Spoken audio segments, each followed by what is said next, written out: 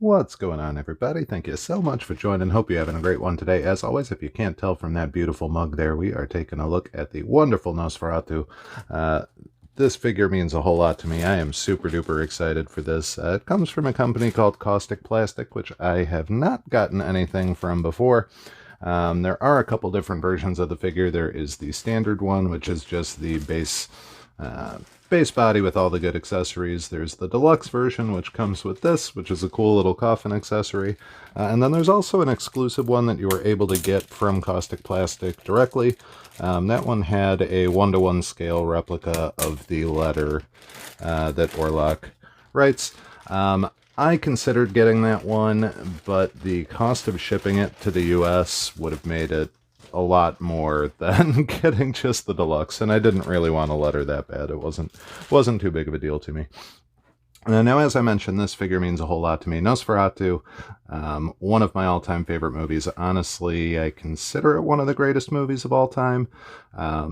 Just based on the fact, as you can see, it's 100 years old and people still watch it and love it. I am one of those people. I also, unnecessary bit of info, but I actually wrote my college thesis on this movie. I studied it a whole lot in school, so I know quite a bit about it. And really, it just was a very, very cool one for me. So when I saw that they were doing a 6th scale figure, it was an absolute must. And then just the cool accessories that you get here with this coffin. I had to do it. So we are going to start off with the coffin. That way, if I rant a little bit too much about the movie, at least it's while we're looking at something that's not too fancy.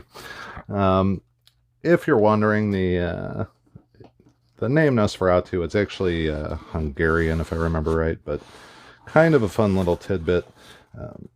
If you're into etymology, which is like the origin of words and all of that stuff, this one has a pretty cool one, because most people will say it comes from the ancient Greek Nosferatu, which is plague carrier, and that plays a big part, that's cool, of this movie and character.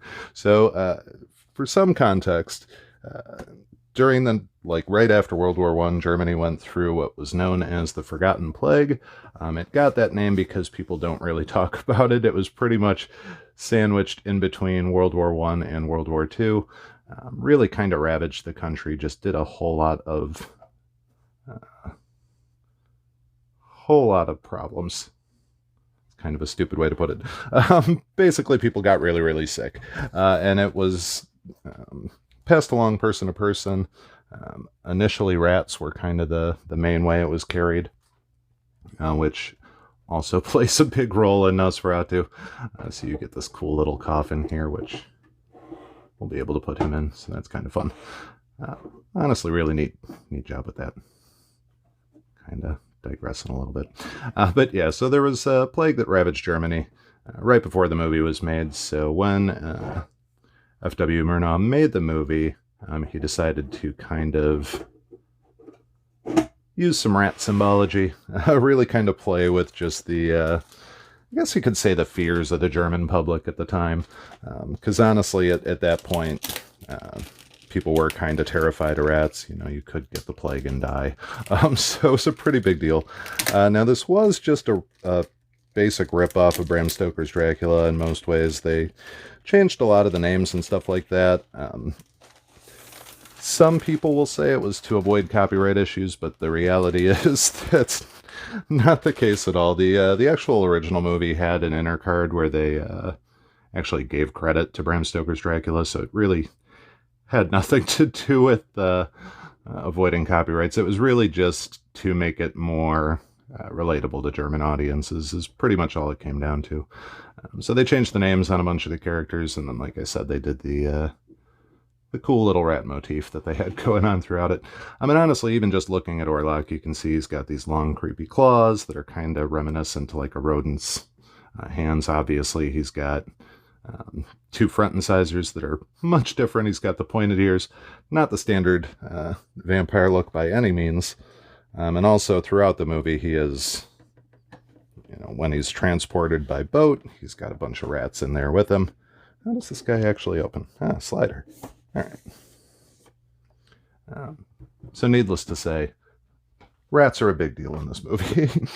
Now, it is a silent flick, so if you haven't seen it and want to see, like, you know, a legitimate old silent movie, definitely a cool one to check out.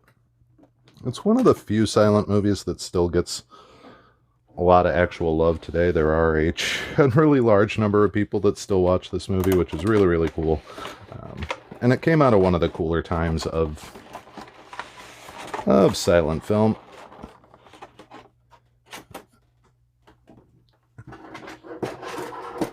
Really, a lot of the stuff out of Germany in that era was pretty phenomenal. You had the obviously Nosferatu, Dr. Caligari, Der Golem. You could also kind of say Metropolis. That was sort of at the end of the period, but either way, you had some really great ones at that time. Loving this already. So Kaustic basically just does movie-related figures, and they pick some really unique ones. So obviously they've got this beautiful fella here. Oh, that's super cool. They also did like a Twin Peaks figure, I think. And they've done like a Bela Lugosi Dracula as well. So Orlok does have these massive keys that he uses to unlock different parts of his castle. Essentially, in the movie, he invites a guy over because he's looking to buy property, and when the guy gets there, he ends up seeing a picture of the guy's wife in his locket, and kind of falls madly in love with her, and decides that he has to have her, and that kind of basically carries the movie from there. That's pretty much the main gist of it. Now, an interesting thing with the movie, you actually get the locket here, which is pretty cool. She actually ends up defeating him, which is kind of rare. It's not too common that you have women being the heroes. She's sort of the first ever final girl in a lot of ways, but she basically just sacrifices herself, kind of lets... Gosh, he's so creepy. I love it. He lets Orlok think that she's going to stay with him, and then as he's kissing her and cuddling and all of that good stuff, the sun rises and he gets tricked and doesn't go so well.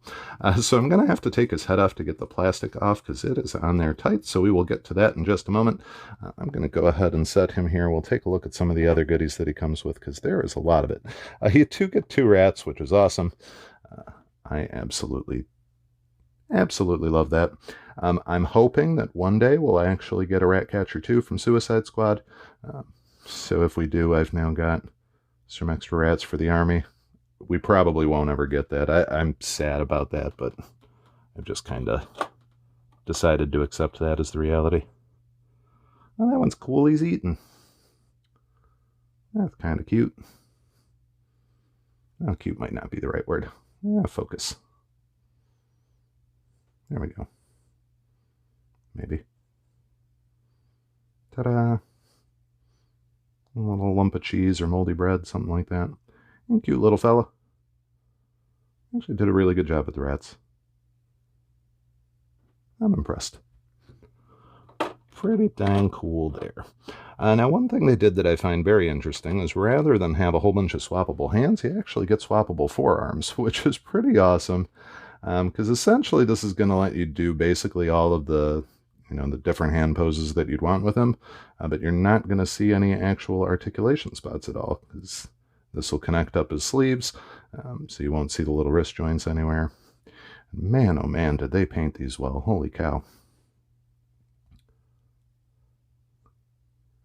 Now, the kind of fun thing about this is this was actually a black and white movie, so them adding color to it would in a lot of ways be tricky, because there's not really much to go off of. Now, there was a color remake of the movie in the 70s by Werner Herzog. So I imagine they probably, in some ways, just kind of copied the color skill from that, but holy moly. Just those fingernails are so cool. Absolutely gnarly. Now I know myself well enough to know that at some point in my life I'm probably going to end up breaking one of those. It's just a sad reality. They're pretty dang flexible. Hopefully you won't fall into that category and run into the same problem. I'm just well aware that not always the... Wow. Well, that took the words out of my mouth. There you go. I'm not always the most careful with my stuff. I should be, but I just know all too well that at some point I'll probably break something. This is incredible. Like, that is such an outstanding paint job on this. It just looks absolutely amazing. When I initially saw the figure, I was worried they were just going to give you a separate hat to put on his head, but the fact that they sculpted it, it's just really, really cool. And that is, I mean... Holy cow, that's painted well. Probably going a little overboard there, but as I mentioned, I'm pretty big Nosferatu fan. Now, seeing the head like that does make me think it's going to be pretty tricky to actually get this part off. Usually the heads with that kind of mushroom style attachment are not always the easiest to remove. So I'm going to kind of work with this a little bit, but I feel like I might have to,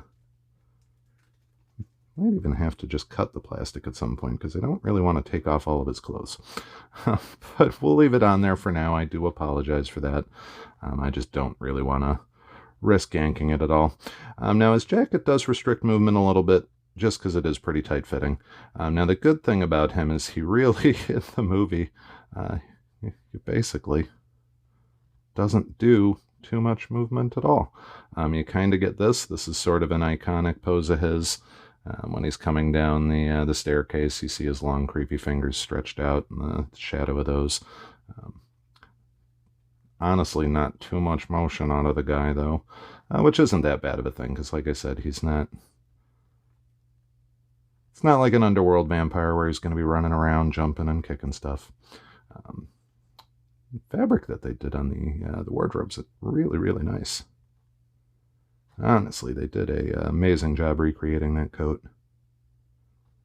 I am genuinely terrified, though. If I have to take all of this off to get this plastic piece off his head, I'm going to be a little bit disappointed, because that's going to be a whole lot of work. And it looks like that might end up being the case. I didn't see any instructions. There was like a little sheet of paper that kind of showed a bit about it, but I just hate yanking that type of head off. It's always a pain. If you had one of the, honestly, a lot of the Hot Toys, you've probably experienced my strife in that regard. Also, if you're wondering, I should probably take a look at his footwear, which really did a good job of making those look nice.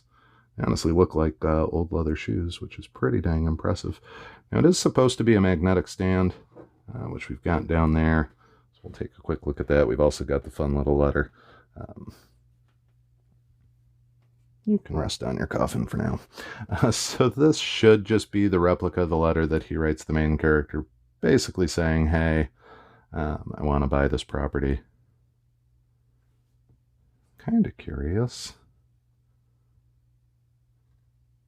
Okay, so definitely not the letter that I thought it was, but that's okay. It's interesting. I actually don't remember what that's from. It might be the, yeah. All right, well, gives me a reason to go back and rewatch the movie.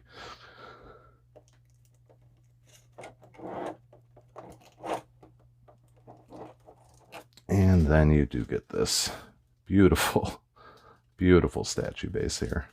And it is supposed to be magnetic. I'm going to take a quick look at that just to see how well he stands up. This will be the first actual magnet base that I've got, to the best of my knowledge. I've heard very good things about some of them. I know in art, their figures tend to use the magnetic style ones. Some people love them. I love the font that they used on that, the nice little Symphony of Horror thing. That's beautiful. But I am kind of curious as to how well it's actually going to hold him, so we will just put that in there real quick. And then, oh, all right. Well, yeah, he's that was, so it's a pretty strong magnet. Was not quite expecting that, but yeah, if you were wondering, that's Kaustic Plastik knows how to do it. Definitely impressed. Now, this figure cost-wise is not for everybody. He was very expensive. I believe I paid right around $400 for him, which I'm almost embarrassed to say. But like I said, this guy means the world to me, so I needed to have him in my collection, and not the end of the world. I think the regular figure without the coffin is like $350. This accessory is super cool, but to be completely honest, if you've got any real artistic talent, you can make one of these yourself. I am severely limited in that regard, so I'm happy to spend the extra money to buy it. And I think it was like an extra $50 or something like that, which not the end of the world when you're already spending that much. But that'll do it for this one. I hopefully will have Homelander sometime this week from... Alright, so this is just a last minute add-on because I did manage to yank that plastic off, and holy moly, that head sculpt is amazing. They actually even gave him real hair above his ears, which I just thought was super cute, but look at how creepy that guy is. That thing is great. So I just had to show that off because it would be a shame to not. They really did an outstanding job with this guy, so I figured I'd get that in there. But that'll do it. Thank y'all so much as always. Take care.